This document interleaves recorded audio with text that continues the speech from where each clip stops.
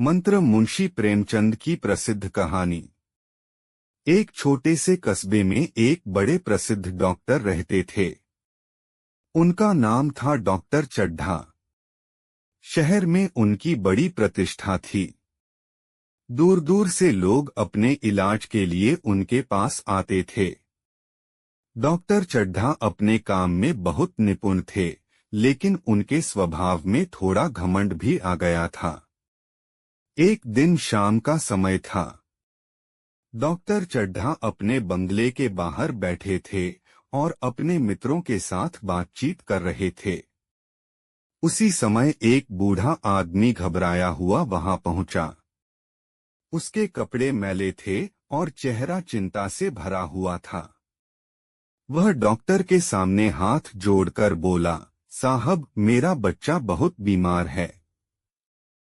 उसकी हालत बहुत खराब है। कृपा करके चलकर उसे देख लीजिए। डॉक्टर चड्ढा ने बूढ़े की ओर देखा और थोड़ा झुंझलाकर बोले, अभी मेरे पास समय नहीं है। तुम कल सुबह आ जाना। बूढ़ा आदमी रोने लगा।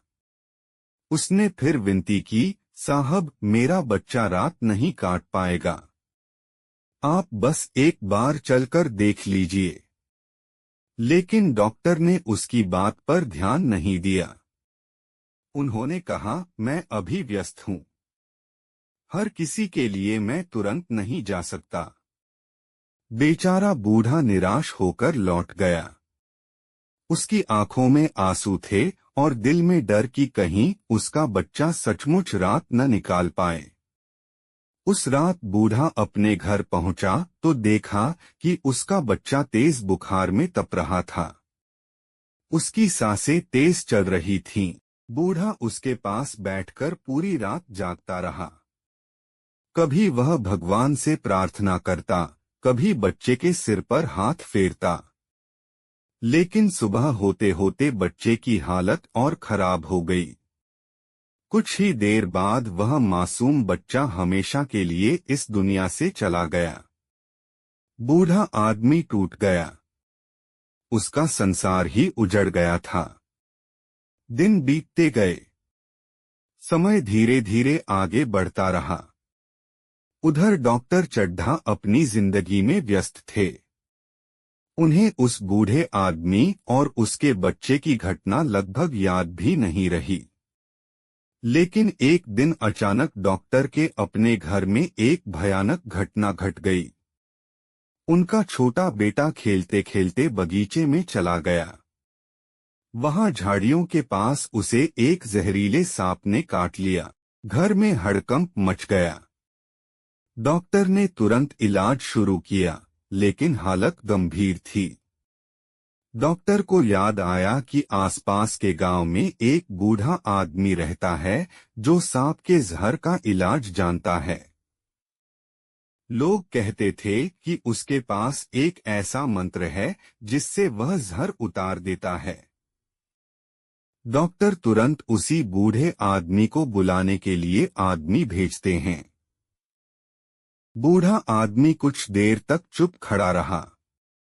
उसके मन में अपने बेटे की यादें उमड़ने लगीं। वही रात याद आ गई जब वह रोता हुआ डॉक्टर के घर आया था और मदद की गुहार लगा रहा था। लेकिन डॉक्टर ने उसकी बात नहीं सुनी थी। एक पल के लिए उसके मन में बदले की भावना आई।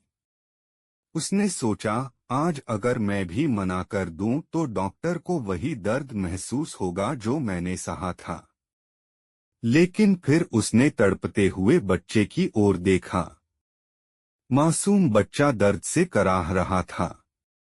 उसकी आंखों में डर था। बूढ़े का दिल पसीज गया। वह धीरे से बोला, बच्चा कहाँ है? डॉक्टर तुरंत उसे कमरे के अंदर ले गए। उनका बेटा बिस्तर पर पड़ा था और उसके हाथ पर सांप के काटने का निशान साफ दिखाई दे रहा था। डॉक्टर की आंखों में चिंता और डर साफ झलक रहा था। वह बोले, बाबा, अगर आप इसे बचा लें तो मैं आपका जीवन भर एहसान मानूंगा। बूढ़े ने बिना कुछ कहे बच्चे के पास बैठकर उसका हाथ अपने हाथ में लिया। फिर उसने आंखें बंद की और धीरे धीरे मंत्र पढ़ने लगा।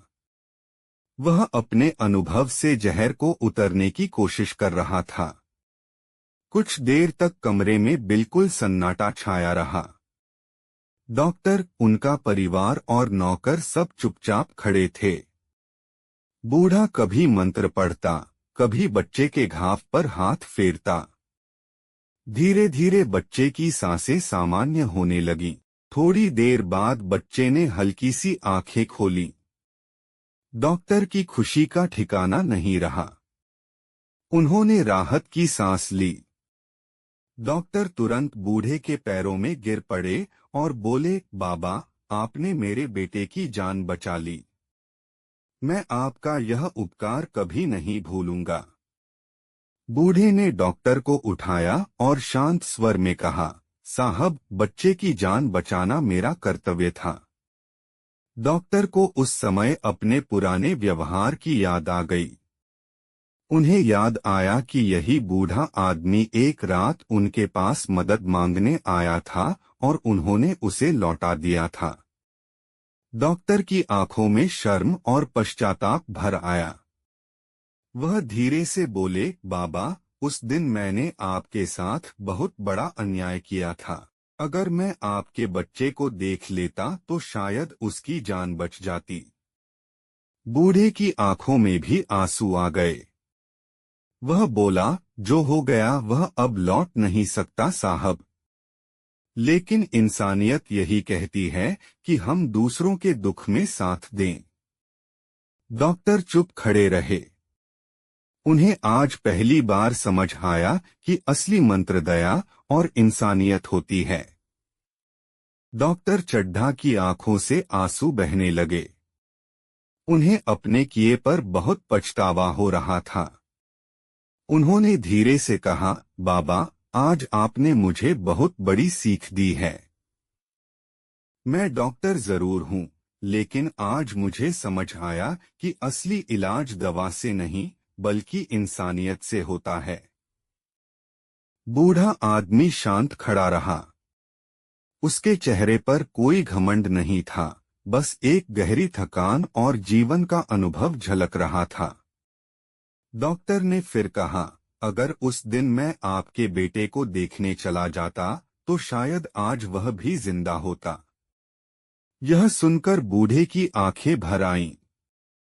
उसने आसमान की ओर देखा और धीमे स्वर में बोला, सब भगवान की मर्जी है साहब। जो होना था वही हुआ। डॉक्टर ने जेब से पैसे निकालकर बूढ़े की ओर बढ़ाए और बोले, बाबा, यह मेरी तरफ से थोड़ा सा इनाम है। आपने मेरे बेटे की जान बचाई है। लेकिन बूढ़े ने पैसे लेने से मना कर दिया। वह बोला, साहब, मैंने यह काम पैसे के लिए नहीं किया। अगर मैं भी उसी तरह व्यवहार करता जैसा आपने उस दिन किया था तो शायद आज आपका बेटा भी नहीं बचता।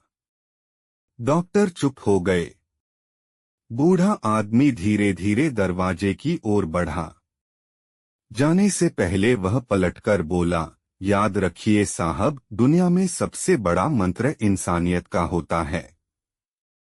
अगर इंसान के दिल में दया हो तो वही सबसे बड़ा इलाज है। इतना कहकर वह वहां से चला गया। डॉक्टर बहुत देर तक वहीं खड़े रहे। उस दिन के बाद डॉक्टर चड्ढा का स्वभाव पूरी तरह बदल गया। अब वह किसी भी गरीब या जरूरतमंद मरीज को कभी मना नहीं करते थे। उन्हें हमेशा उस बूढ़े आदमी की बात याद रहती थी कि इंसानियत ही सबसे बड़ा मंत्र है। और इसी सीख के साथ यह कहानी हमें बताती है कि इंसान का असली धर्म दूसरों की मदद करना है।